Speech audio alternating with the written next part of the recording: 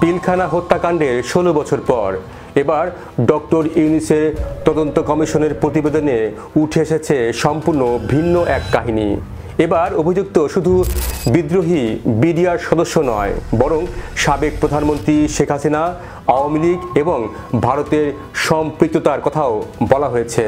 কিন্তু প্রশ্ন হলো, এত বড় ষড়যন্ত্র কি সত্যি 2 মাস আগে ক্ষমতায় আসা কোনো সরকার ঘটাতে পারে? আওয়ামী লীগ কি সত্যি নিজের রাজনৈতিক অবস্থান দুর্বল করার ঝুঁকি নেবে? আর ভারত কেন বাংলাদেশকে অস্থিতিশীল করতে চাইবে? বর্তমান সেনাপ্রধান স্পষ্ট বলেছেন, এটা শুধুই বিডিআর সদস্যদের কাজ, এখানে কোনো ইফ বা বাট নেই। যেখানে তদন্ত কমিশন কিভাবে এর সম্পূর্ণ বিপরীত ফলাফল দিল, আর কিভাবে অ্যাটর্নি জেনারেলের বক্তব্যগুলো তদন্ত প্রতিবেদনে হুবহু প্রতিফলিত হলো।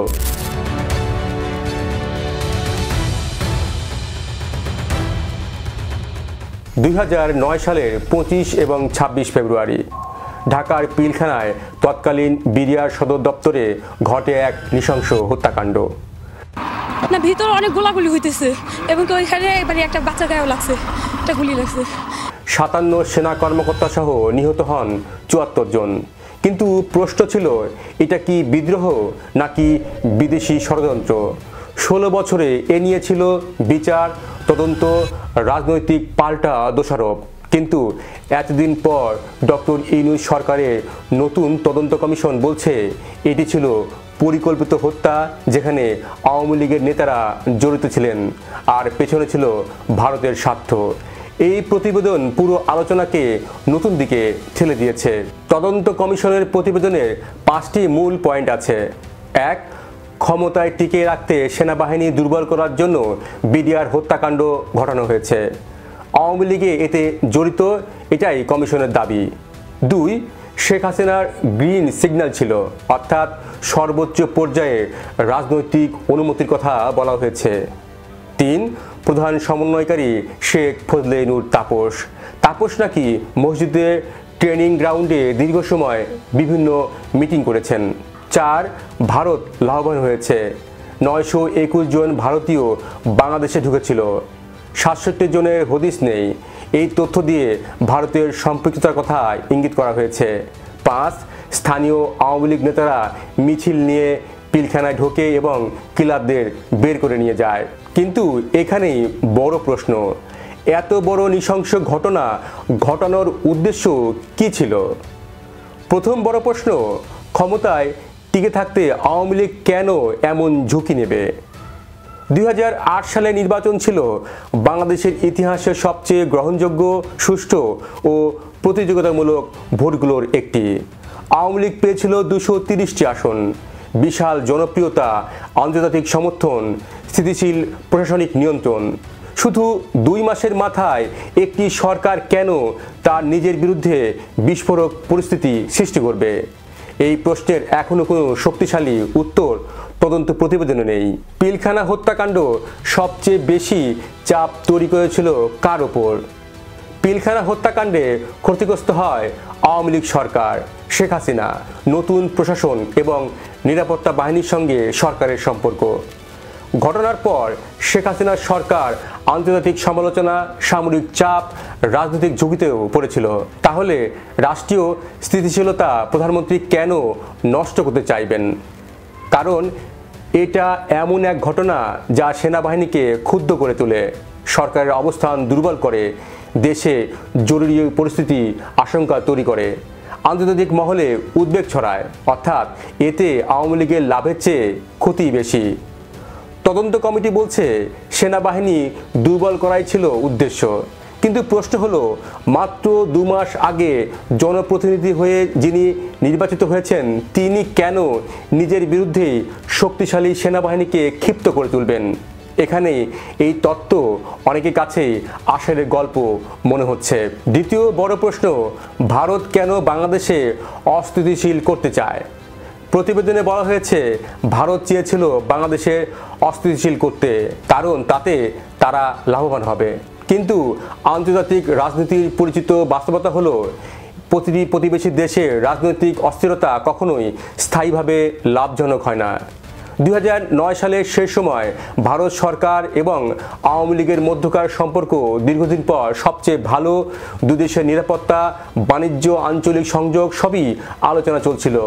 দিল্লি চাইছিল একটি স্থিতিশীল বন্ধুত্বপূর্ণ সরকার। তাহলে কেন ভারত নিজের মিত্র সরকারকে দুর্বল করবে?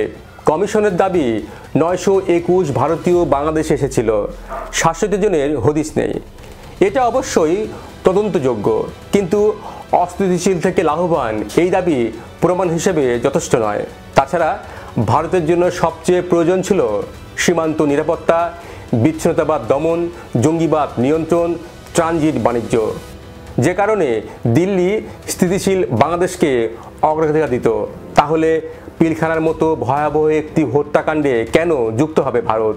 প্রতিবেদনে ভারত আওয়ামী লীগকে একই ষড়যন্ত্রে দেখানো হয়েছে, কিন্তু বাস্তবে আওয়ামী লীগ এবং ভারত একই স্বার্থের অংশীদার। দুপক্ষই চায় স্থিতিশীলতা, দুপক্ষই তখন ক্ষমতার নতুন সমন্বয় গড়ে তুলছিল। অতএব অস্থিতিশীলতা সৃষ্টি করে এবং ভারত লাভবান হবে এই যুক্তি পুরোপুরি প্রতিষ্ঠিত হয় না। প্রতিবেদনে খুবই গুরুত্বপূর্ণ অভিযোগ, 20 থেকে 25 জন ঢুকেছিল, বের হওয়ার সময় 2 শতাধিক ছিল। অনেক কিলার তাদের সাথে বের হয়ে গেছে। এটি সত্য হলে অবশ্যই ভয়াবহ, কিন্তু তদন্তের সীমাবদ্ধতাও আছে। কারা সেই 2 শতাধিক লোক? ভিডিও ফুটেজ আছে, মোবাইল ডাটা, বায়োমেট্রিক, সাক্ষীর পরিচয় কি?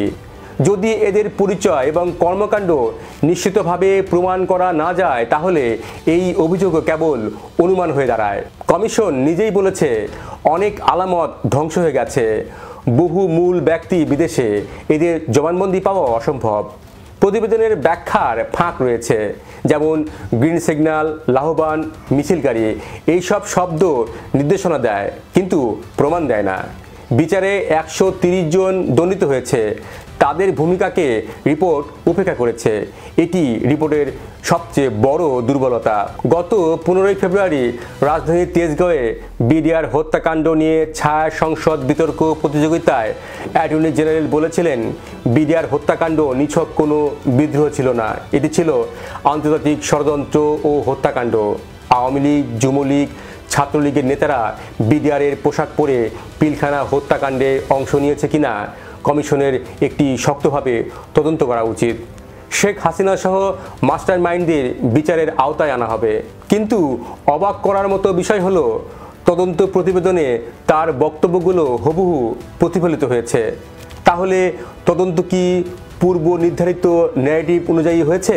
এদিকে গত 25 ফেব্রুয়ারি মহাখালীর রয়া ক্লাবে এক অনুষ্ঠানে সেনাপ্রধান জেনারেল ওয়াকুরুজ্জামান বলেছিলেন, এই হত্যাকাণ্ড কোনো সেনা সদস্য করেনি, সম্পূর্ণটাই তৎকালীন বিডিআর সদস্যদের দ্বারা সংঘটিত। Full stop. এখানে কোনো ই বা বাট নেই। অর্থাৎ তিনি স্পষ্টভাবে বলেছেন, এই ঘটনা সেনাবাহিনী বহির্ভূত রাজনৈতিক ষড়যন্ত্র হিসেবে দেখানোর কোনো সুযোগ নেই। কিন্তু প্রতিবেদনে তার বক্তব্য সম্পূর্ণ অনুপস্থিত। সেনাবাহিনী, সরকার, তদন্ত কমিশনের মধ্যে কি কোনো মতবিরোধ তৈরি হয়েছে, নাকি প্রতিবেদনটি পূর্ব ধারণা অনুযায়ী সাজানো হয়েছে? এই প্রশ্নগুলো এখন জাতীয় আলোচনার কেন্দ্রে। এখন প্রশ্ন, এই প্রতিবেদন কি দেশের রাজনৈতিক বিভাজন আরও বাড়াবে? সেনাবাহিনী ও রাজনৈতিক নেতৃত্বের সম্পর্ক কি নতুন টানাপোড়েনে পড়বে? বিচার ব্যবস্থা কি নতুন করে চাপে পড়বে? মিডিয়ার ভূমিকা কি রাজনৈতিকভাবে ব্যাখ্যা করা হবে? সবচেয়ে গুরুত্বপূর্ণ প্রশ্ন হলো, পিলখানায় নিহত পরিবারগুলো কি আসল উত্তর পাবে?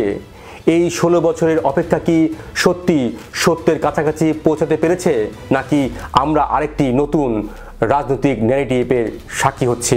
বাংলাদেশের ইতিহাসে পিলখানা হত্যাকাণ্ড এমন একটি ঘটনা যেখানে প্রতিটি রাজনৈতিক শক্তির নিজস্ব ব্যাখ্যা আছে। বিচার হয়েছে, কিন্তু আজও বিতর্ক। নতুন তদন্ত প্রতিবেদন সেই বিতর্কে আরও তীব্র করেছে। সত্য কি আরও কাছাকাছি এলো, নাকি সত্য আরও দূরে চলে গেল? জানান আপনার মতামত। ভিডিওটি শেয়ার করুন, লাইক দিন এবং সম্ভব হলে আমাদের চ্যানেলটি সাবস্ক্রাইব করুন। আর এতক্ষণ আমাদের সঙ্গে থাকার জন্য ধন্যবাদ।